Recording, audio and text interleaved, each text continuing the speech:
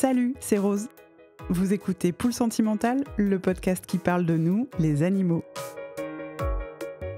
Quand j'ai pris conscience, il y a plus de 10 ans, de la façon dont on traitait les animaux collectivement et que je suis devenue végane, je voulais que le monde entier change immédiatement.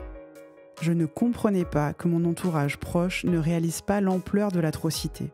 J'entendais dire que certains éleveurs aimaient leurs animaux, que d'autres ne parvenaient pas à les amener à l'abattoir, d'autres encore pleuraient plusieurs jours après avoir laissé partir le camion. Ces contradictions poignantes me posent toujours question. Aujourd'hui, certaines éleveuses et éleveurs n'hésitent plus à arrêter l'élevage pour des raisons éthiques. Je me dis que grâce à elles et eux, les choses sont en train de changer. C'est le cas de Stéphane Beau qui vit en Suisse romande. Vous vous en souvenez peut-être, on avait parlé de lui avec Virginia Marcus de l'association Coexister dans l'épisode 10. Un jour, il a tout arrêté pour les animaux et il est devenu boulanger. Mais pas n'importe quel type de boulanger. Avec sa femme Valérie, ils ont créé la boulangerie végétale au pain sans peine et vendent leurs produits sur les marchés. Et ils sont heureux. Dans cet épisode, on expérimente une formule un peu différente. L'histoire de Stéphane, racontée par lui-même, les yeux dans les yeux, face caméra. L'épisode est donc disponible comme d'habitude en audio, mais aussi en vidéo sur Spotify et YouTube. Alors ouvrez grand vos oreilles, vos yeux et vos cœurs. C'est parti!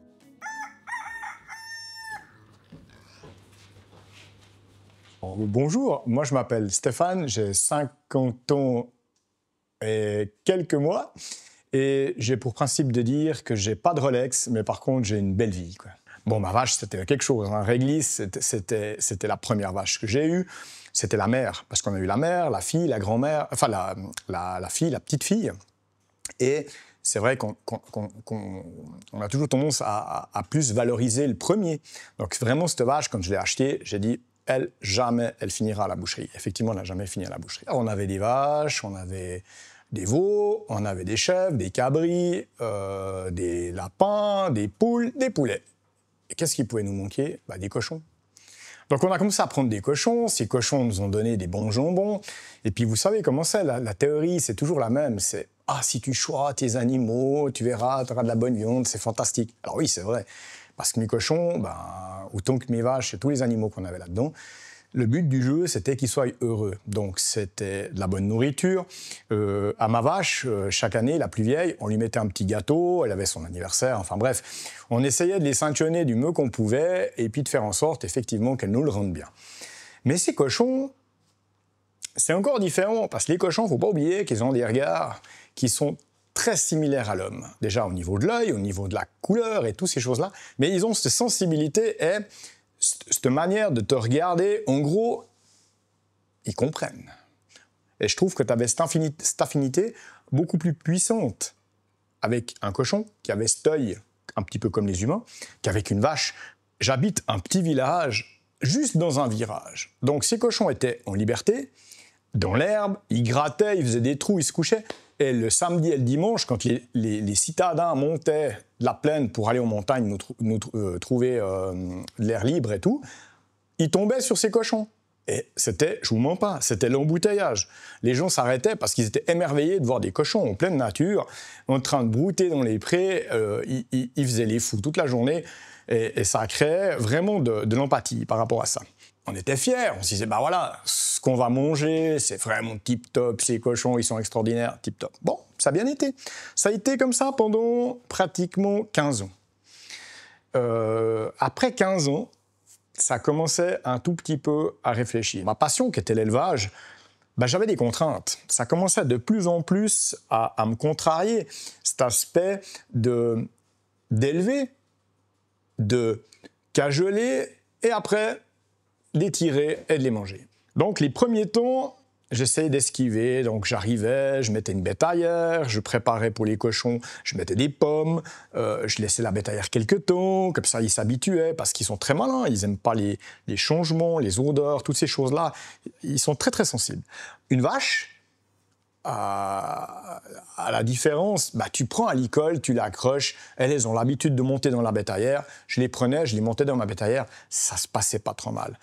Par contre, un cochon, attention, si tu te lèves une demi-heure avant ou si tu changes ta manière de procéder, ils se rendent compte de tout ça. Quand tu te lèves à 4 h le matin parce que tu sais que tu as rendez-vous à 6 h, tu te dis, déjà, toi, tu n'es pas bien. Donc, tu fais quoi? Eh bien, tu t'essayes de cacher, c'est pas bien. Eux, ils le ressentent. Du moment qu'ils le ressentent, tu les charges plus la même chose. C'est vraiment, même si tu essayes de faire comme tous les jours, eux, ils le ressentent. Donc, c'était la croix et la bannière. Et ce qui m'a fait vraiment, mais vraiment le déclic, c'est le jour où mon petit abattoir, où j'allais amener mes cochons, parce qu'on se donnait une bonne conscience en se disant, bah, on peut les amener dans un petit abattoir où on les voit tomber. Donc, dans le terme tomber, ça veut dire qu'on les voit, on assiste à la mort et on repart uniquement quand ils sont morts pour être sûr qu'ils n'ont pas été maltraités, qu'il n'y a pas eu de problème à l'étourdissement ou des choses comme ça.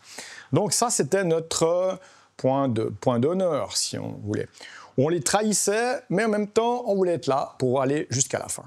Donc ça a fonctionné jusqu'au jour où cet abattoir me téléphone et me disait « Écoute, tes cochons sont trop gros, parce que malgré tout, ils avaient bien profité plus qu'une année, l'année d'avant. Il te faut aller directement dans un gros abattoir où là, ils les prennent à toutes les tailles. » Du coup, je pars. Il avait neigé ce jour-là. Je descends avec ma bétaillère, tranquille, picobello. Il faut savoir que dans cet abattoir, c'était un petit abattoir. Hein. C'est 300 porcs qui tuent à la fois. Donc, ce n'est pas 5000, hein, c'est 300. Tu rentres dans cet abattoir, les portes se ferment, tu as une plateforme, tu décharges tes cochons et ils sont parmi les 298 autres, si tu veux bien, vu que j'en avais que 2. Et là, le mec arrive, il te les prend, il ferme les portes. Et ces portes, il y a un petit espace de 5-6 cm. Et là, pendant que je ferme la bétaillère, tu as 2 groins qui sortent et parmi les 298, je savais que c'était les miens. Je repartais sans eux. Non seulement je repartais sans eux, mais en plus, j'étais capable d'identifier le bruit, étant donné que ça faisait quasiment une année qu'on avait grandi, enfin, qu'on avait vécu ensemble. Il faut savoir que dans un abattoir, quand tu amènes des bêtes vivantes, c'est impossible de les ramener vivantes. Donc, du moment que je les ai déchargées, même si j'avais l'envie de les reprendre, exclu. Pour des raisons sanitaires, tu ne repars pas. Donc, c'est tué, point final. Je suis reparti. Ben, c'est comme maintenant. Hein. Je pleurais comme un gamin. Et puis, j'ai dit, maintenant, c'est terminé. Ça, je ne peux plus. Donc, je ne reprends plus de cochons. C'est terminé. Et il faut vraiment que je trouve une solution. Parce que moi, cette passion, quand ton travail ne va pas bien, quand tu te plonges dans ta passion et que ta passion te prend du temps et que finalement, elle te pèse plus qu'elle t'encourage, j'ai dit ça ne joue plus. Quoi. J'ai toujours élevé mes cochons de la même manière. C'est-à-dire qu'on les respectait, on les sifflait, on leur donnait les pommes. J'entends, il y avait pour moi, c'était vraiment cet échange. Je n'avais pas plus d'échange avec ceux de l'année passée que ceux de l'année... J'ai toujours fonctionné la même chose. Et c'est peut-être une erreur. J'aurais peut-être dû dire non, il faut que je me détache. Mais c'est impossible de te détacher. Pour moi, c'était plus possible. C'était pas une question de taille, c'était pas une question de... C'était juste que j'avais ces 2 yeux qui me regardaient, mais vraiment avec... Mais tu nous fais quoi, là? Tu nous fais quoi? Du coup, je suis rentré à la maison, je dis à ma femme, je dis, écoute, tu fais comme tu veux. Moi, ce cochon, je veux bien le débiter, je veux bien faire des saucisses, mais je bouffe pas. Hein. Je le bouffe pas, c'est terminé. Et là, ça a été le déclic avec les porcs. Je me suis dit, bon, bah, ça va plus avec les cochons, bah, ça ira peut-être toujours avec les vaches, on sait jamais. Ce qui est arrivé, c'est qu'il y avait 1h15 de retard dans ce petit abattoir. Donc 1h15, j'étais à côté de mon veau, je le tenais par le licol.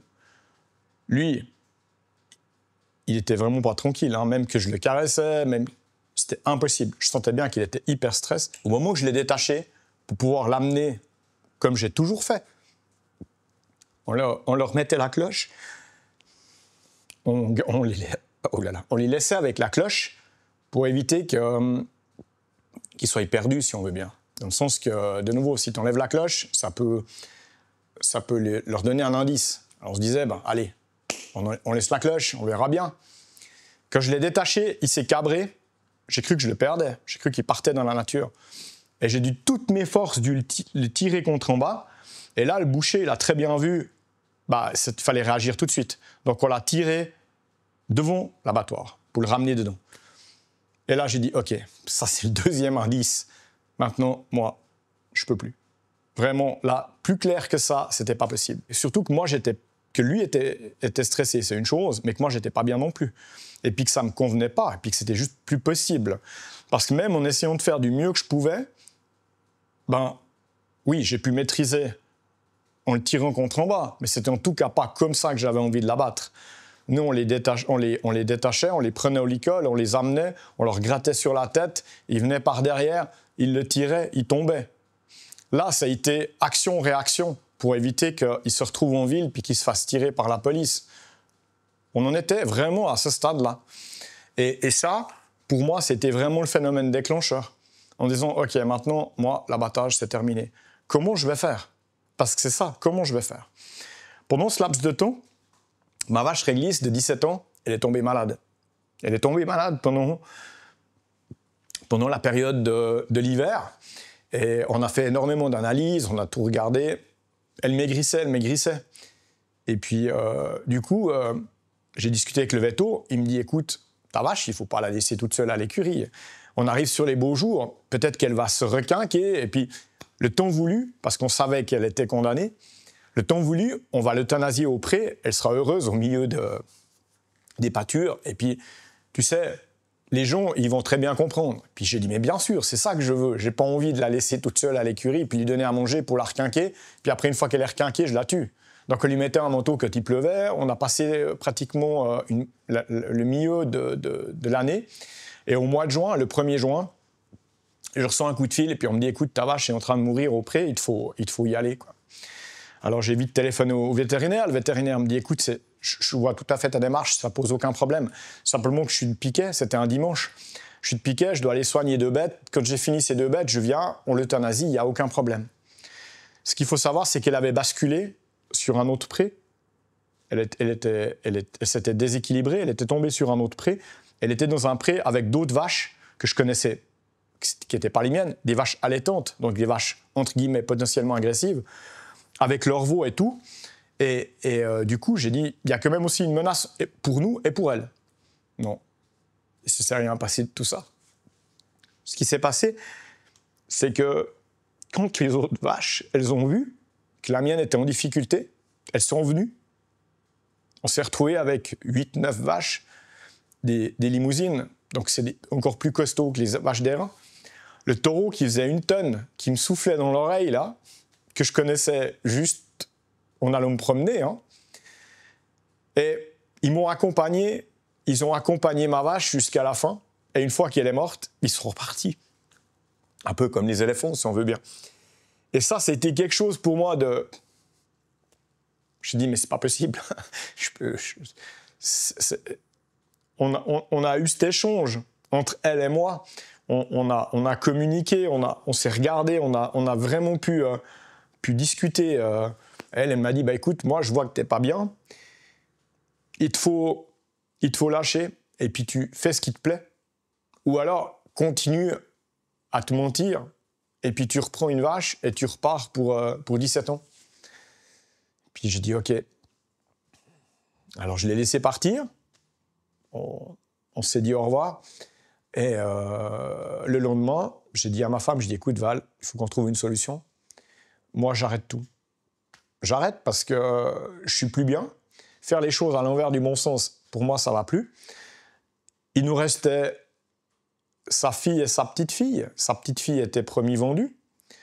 Les chèvres, on les avait liquidées quelque temps avant. Enfin, liquidées. On les avait placées quelque temps avant. Les cochons, on n'en avait plus repris. Il vient se poser la question, mais qu'est-ce qu'on fait de ces 2 vaches? Un soir, on écoute à la radio, quelque temps après, une émission qui dit « Ah, il y a des sanctuaires pour les animaux. » Tu te dis « Pouf, sanctuaire pour les animaux. » OK. On peut placer nos vaches, on peut placer plein de choses. Je dis « Ah, c'est super. » Je dis « Ben, téléphonons à cette dame. Peut-être qu'elle, elle prend des vaches. » Je dis « OK, pas de problème. » Je l'appelle, elle me dit « Non, je suis complet. Je te propose Virginia Marcus. » Oh là là là là, Virginia Marcus.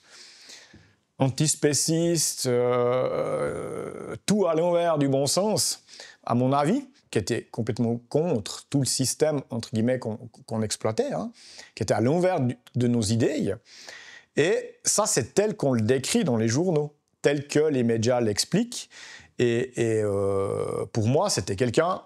Je me dis, mais non, c'est farfelu, luberlu, qui mange plus de viande, enfin bref. Mais, par contre, je me suis dit, si on me la met sur le chemin, c'est qu'il y a une raison. Donc, qu'est-ce qu'on va faire? On va aller la trouver, on va prendre le ton, on va un petit peu la bousculer, mais gentiment, pour voir à qui on a affaire. Et si on doit placer notre vache, autant la placer chez un petit spéciste qui ne va pas la manger. Et puis, en même temps, vu que son sanctuaire il tient la route, ma vache, elle est placée pour les années à venir. C'est pas l'histoire de dire dans 6 mois, écoute, j'ai plus un rond, comment on fait? Donc, rendez-vous a été pris une après-midi où on devait passer une heure de temps. Salut, comment tu vas? Moi, c'est Stéphane, tac, tac, tac, puis on passe à autre chose. 3 heures. 3 heures ou 4 heures, on s'est posé dans les prés, puis on a discuté. Moi, le but, c'était pas de lui péter la gueule. Hein. Il y a 5 ans, peut-être, mais ce jour-là, non. Ce jour-là, c'était, OK, on pose, on discute. Et là, à la fin, on s'est juste rendu compte qu'on était la même chose. La seule différence, c'est qu'on n'avait pas les mêmes mots. Ces sensibilités que j'avais au niveau des animaux, ces sensibilités par rapport à la manière de faire, finalement, c'était quasiment la même. Et d'avoir cassé cette enveloppe, cette coquille où on la mettait dans une case, c'était super d'avoir pu aller là-bas. J'ai passé un moment magnifique. Je suis reparti, j'ai dit, OK, cette nana, putain, elle a des couilles. Hein. Donc là, celle-ci, on va pas la lâcher, on va y aller, on va faire les choses correctement. Et jamais, elle a dépendu. Ça veut dire qu'elle a tout le temps été fidèle à ce qu'elle disait. Et les choses ont pas... Alors, elle a son caractère, hein, mais en même temps, tu sais donc, sur quel pied danser. Hein. Donc, rendez-vous a été pris qu'au mois d'octobre, à la des Alpes, j'amène ma vache, Maya, qui coule des jours heureux chez elle. Mais, ce qu'il faut savoir, c'est que sa fille était premier vendue pour la boucherie. Donc, pour moi, c'était clair, entre paysans, quand on fait un pacte, on tope la main, on dit « Ok, je te vends cette vache », c'est en ordre. Passé tout l'été, pour moi, l'affaire était faite. J'avais l'esprit tranquille par rapport à ça. Et puis, je me suis dit, Maya est placée. Hippie, elle part à la boucherie. De toute façon, je ne la mange pas. Le cas, il est réglé. Sauf que, un mois avant, tu as un compteur qui se met. Tac, tac. 2 semaines avant, tac, tac. Je dis, OK. Je téléphone à mon pote. Je dis, écoute, ça va pas. Comment ça? Je dis, écoute, je peux pas te vendre cette vache alors que je place l'autre. Donc, je vais téléphoner à Virginia, lui demander si elle est d'accord de prendre les deux, et puis nous, on s'arrange entre nous. Je te fais des heures, je te paye, tu fais ce que tu veux, mais moi, cette vache, c'est exclu que je la passe en boucherie alors que je laisse sa mère vivante. Virginia me dit, mais écoute, il n'y a pas de problème. Donc, on accueille 2 vaches au mois d'octobre. Mon copain a très bien compris la situation. Il m'a dit, écoute, moi, je ne suis pas à 2000 balles près, on se démerde, on trouve une solution. Moi, je l'ai rendu en heure. Et puis, l'affaire était faite. Donc là, tu as le cœur qui est encore plus soulagé. Mais ça veut dire que toujours pas de boulot. Et là, on est au mois d'octobre. On amène ces 2 vaches au sanctuaire. Ça se passe super bien. Vraiment, l'affaire, elle se passe comme... Nos vaches montent dans cette bétaillère. Vraiment, pour un départ, on leur a expliqué. Ma femme, qui a peur des vaches, a été tapée gentiment sur la queue à Maya pour l'expliquer. Voilà. Maintenant, parce qu'il faut toujours faire comme ça pour approcher une vache. Il ne faut pas aller si tu vas de front, elle part. Tu vas depuis derrière, tu tapotes gentiment, comme ça tu lui montres que tu es là, puis après tu remontes gentiment vers elle, comme ça elle n'est pas surprise. Elle dit, écoute, voilà, on ne t'amène pas à la boucherie, tu montes dans cette bétaillère, tu vas vers une vie meilleure. Et là, tac, elle est montée dedans, la fille, elle a suivi. Franchement, ça a été une partie de plaisir, quoi. Donc là, tu te dis, OK, là, je suis dans le bon, parce que la vache, même elle n'a pas rechigné à venir. Donc, c'était parfait. On a débarqué ces vaches. Virginia, je lui ai bien expliqué. Je lui ai dit, écoute, Virginia, ces vaches sont à toi, maintenant. Si on peut dire à elle, mais j'entends, tu es leur gardienne, entre guillemets. Moi, je ne m'initie plus là-dedans. Je viens les trouver, tu as un conseil à me demander ou quoi que ce soit, il n'y a aucun problème. Mais je ne vais pas commencer à dire « tu n'as pas fait bien un site ». Non, je l'ai laissé totale liberté, parce que c'est ça aussi le but du jeu. Tu dois faire confiance aux gens. Si tu leur donnes des animaux, mais que tu es tout le temps sur le paletot, ça ne va pas aller. Donc là, on a réussi à se trouver un accord qui était vraiment super. Et cette vache, Maya, il faut savoir qu'elle a son caractère. Et quand je l'ai placée là-bas, elle m'a fait la gueule. Mais j'ai jamais su si elle m'avait fait la gueule parce que je l'avais placée, puisqu'elle voulait rester avec moi, ou l'air de dire, t'as vu, ça c'est la belle vie, et puis toi, ce que tu m'as donné, c'était bien, mais c'est pas ce que je voulais, hein. Parce que mieux vaut, il y en a quand même une série qui ont passé à la boucherie, hein. On est partis les deux en dépression pour plein de choses. Et je pense que c'était un petit peu tout cet émotionnel qu'on retenait pendant 17 ans en se disant « Non, c'est bien ce qu'on fait, c'est bien ». Ben là, je l'ai exprimé différemment. Et je suis descendu tout en bas, mais vraiment tout en bas. Et après, on a pu se remonter. Tac, étage par étage. On a mis presque 1 année et demie à se remonter. Remonter psychologiquement, physiquement et tout ce qui s'ensuit. Et maintenant, il fallait trouver un travail, parce que finalement, ce qui me manquait, j'avais arrêté l'élevage, j'étais à la caisse maladie, c'est une chose, mais la caisse maladie, c'est pas éternel, quoi. Alors, on a trouvé, je suis revenu à la boulangerie traditionnelle, et puis, en petite quantité, dans des marchés. Je vendais des tailles au grebon, je faisais des choses comme ça. Et Virginia, elle est venue me taper sur l'épaule en me disant « Hep, hep, hep, tu peux plus amener tes bêtes à la boucherie, mais tu achètes du cochon tué ailleurs, sous forme de grebon, vous c'est les gratons, et en gros, tu te donnes bonne conscience. Hein. » Puis je dis « Mais qu'est-ce qu'elle me raconte? Je dois changer de métier, je dois changer ci, je dois... » Façon de parler, hein. Elle me dit « Boulangerie végétale. » Ouh là là là là là, boulangerie végétale. Alors déjà, antispéciste, c'est une chose, mais boulangerie végétale. Pas d'œufs, pas de ci, pas de ça, pas de lait. Je dis non, mais c'est impossible de faire de la boulangerie comme ça. Des légumes à outrance. Je dis non, stop. Là, moi, le cerveau, là, il commence à déconnecter. Mais tu m'intéresses. Qu'est-ce que tu me proposes? Alors, on était regardé à gauche, à droite. Alors, je dis ok, on top là. Moi, je fais la boulangerie végétale, mais tu me laisses 6 mois. 6 mois où je peux prévenir mes clients en leur disant écoutez les gars, j'ai changé ma vie, j'ai changé ma manière de voir les choses, je vous fais volontiers encore du traditionnel, mais c'est une transition. Vous me suivez, tant mieux, vous me suivez pas, tant pis, parce que le but du jeu, c'est pas de dire aux gens, nous ce qu'on fait c'est super, ce que vous faites c'est mal. Non, nous on vous propose quelque chose qui nous convient et une mode alternative. Vous la prenez, tant mieux, vous la prenez pas, tant pis. On n'est pas des ayatollahs, on n'est pas là pour juger les gens, loin de là. On est juste pour leur montrer que si tu crois à ce que tu fais, si tu es passionné par ce que tu fais, et en même temps, si en plus tu peux faire du végétal, franchement, tu gagnes, tu coches toutes les cases. Alors ce qu'il faut savoir, c'est que quand tu fais un apprentissage de boulanger-pâtissier, tu travailles sur la méthode conventionnelle. Quand Virginia me propose de faire de la boulangerie végétale, pour moi, c'était comme de passer du steak aux légumes. Bon, les tailles au grebon, sans grebon, t'arrives encore à faire. Mais le lait, tu te dis le lait. Comment je vais faire du lait? Alors, tu apprends à ouvrir un petit bouquin qui te dit du lait d'avoine. Nous, on travaille du lait d'avoine. Le lait d'avoine, on le fait nous-mêmes. On a des céréales qui sont à 3 km d'ici, chez un agriculteur qui fait du bio. On le fait tremper, on fait notre lait. Donc ça, maîtrisé. Après, tu te dis, OK, dans une tresse, il y a quoi? Les œufs. Comment je remplace les œufs? Alors, il y a plusieurs solutions. Tu peux les remplacer avec de la maïzena, tu peux les remplacer avec du pois chiche, tu peux les remplacer avec de la crème d'amande, enfin des choses comme ça. Donc, on a fait un peu tous les tests. Donc, maintenant, on a trouvé la combine, comment on peut faire pour remplacer les œufs. Je mets juste les tailles au four.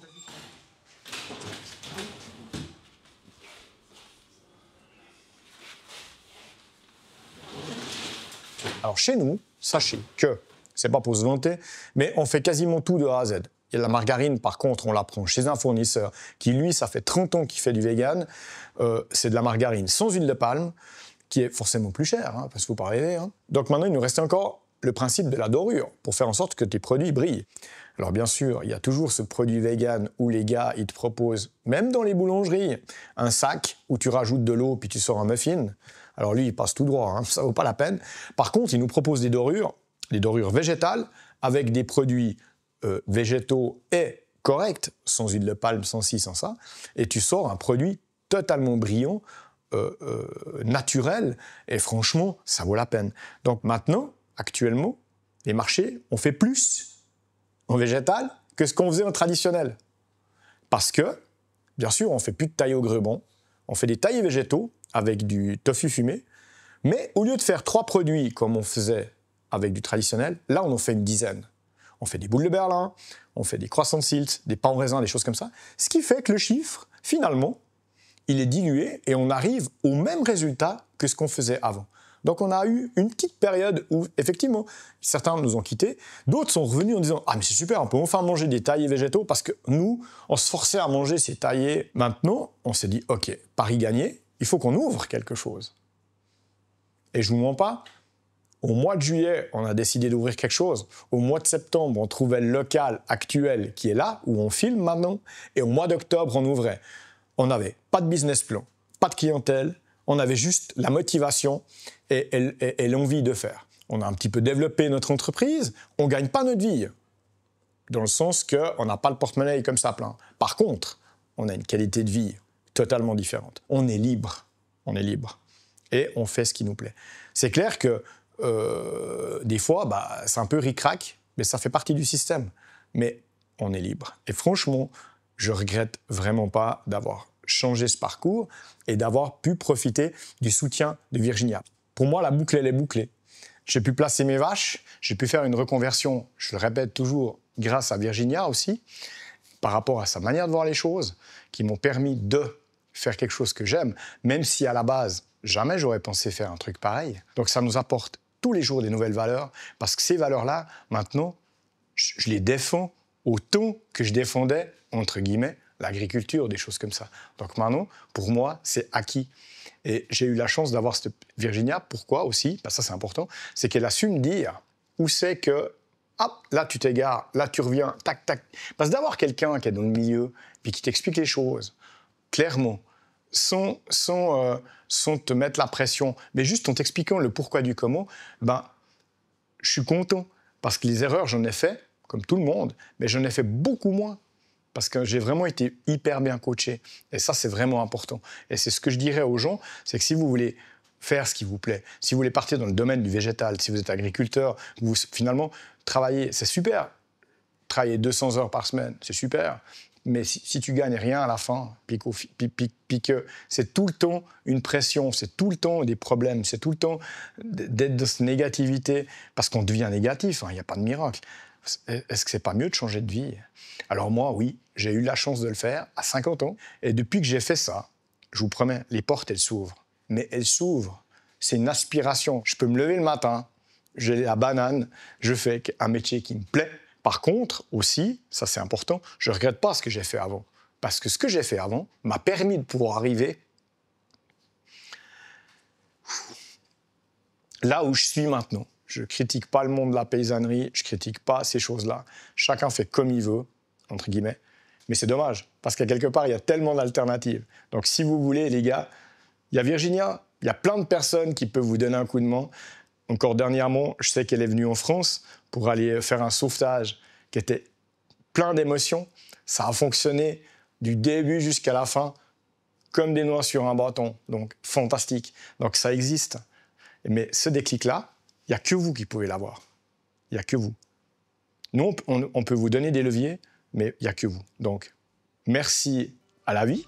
Et puis, je peux que vous encourager à faire ce qui vous plaît. Voilà.